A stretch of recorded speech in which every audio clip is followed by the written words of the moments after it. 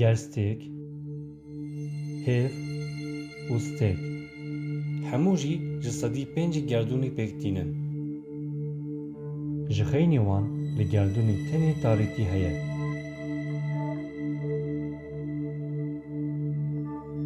Gerdûna tarî nexuya ye, lê piraniya kozmosê ji wê pêk tê. Di nav vê tarîtiyê de maddeyeke tarî heye ku ew enerjiyeke tarî çêdike. Herçi qas em li ser van kêm tiştan zanibin jî, ev ê li ser famkirina tiştên ji gerdûnê wêdatir alîkariya me bikin. Maddeya tarî ji sedî 25 gerdûnê pêk tîne. Lê em nizanin bêka ew ji çi pêk tê. Di vê maddeyê de ne tirêj heye, ne jî ew tirêjan dide teyîsandin. Ji ber wê ew qet xuya nakin.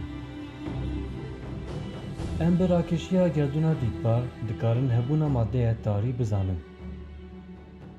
Lê li gorî hinek zanyaran ji ber stêrkên di navbera galaksiyan de pêşiya wê hêzê tê girtin.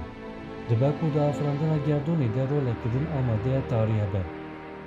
Piştî teqîna mezin, maddeya tarî li gerdûnê toreke filaman ava kiriye û li ser vê tora lifîk stêrk û galaksiyên awil çêbûne. Derbarê maddeya tarî de zêde tişt nayên zanîn, lê li ser enerjiya tarî kim tişt tên zanîn.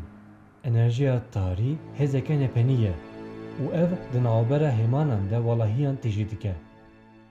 Enerjiya tarî ji sedî heftê gerdûna me pêk tîne, lê aliyekî wî yê di heftê jî heye.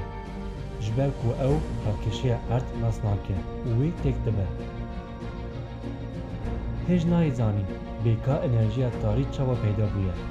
Li ser vê teoriyek heye ku dibêje ew hêza pêncan a sîroştê ye. Tiştekî din heye tê gotin, belkî enerjiya tarî têrî bike ku em zanibin gerdûn çima fireh dibe. Di teoriya izafiyetê de Albert Einstein hêzeke wek enerjiya tarî destnîşan kiriye ku ew walahiyê deft dide û partîkulan ji hev dike. Li gorî fikra serêkeya kozmolojîkal, ev tişta guhêrbar dibe ku li ser teqîna mezin, feza û demê hin tiştan bide zanîn. Li ser gerdûna tarî hêj gelek tişt hene ku divê werin zanîn. Lê bi xêra gelek teorî û pêşketinên teknolojîk, em ê karibin nepeniyên kozmosa nexuya zûttir derxin hûne.